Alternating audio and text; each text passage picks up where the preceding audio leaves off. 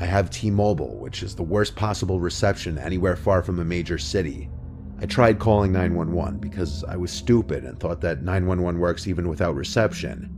Of course, it didn't. I was terrified because I didn't know what to do. I turned on my hazard lights and just waited for someone to pass by. It was a long time before I saw headlights approaching. When I did, I flashed my headlights at them, and they passed me, made a U-turn, then pulled up on the grass behind me.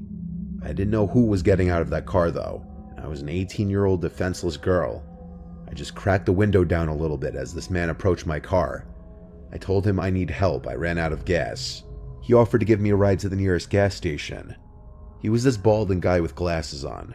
He kind of looked trustworthy. I had no other apparent options but to accept his offer. I got out of the car and followed him to his car, making sure to lock my doors first. His car was a black Honda, year probably a 2010. It smelled funky in his car. I couldn't pin what the smell could be though.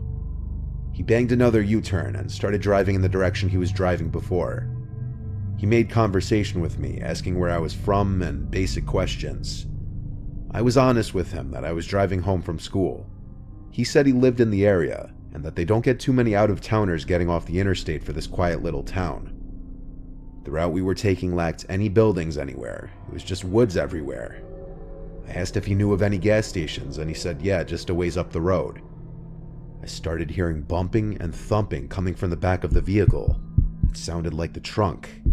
At first I thought it was maybe just bumps in the road or a loose object in the trunk. He seemed to keep talking and talking, like he wouldn't stop.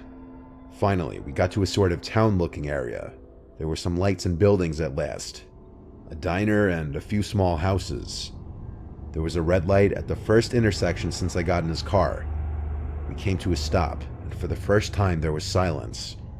And then, I heard the unmistakable sound of someone screaming in the trunk, followed by thumps and bangs.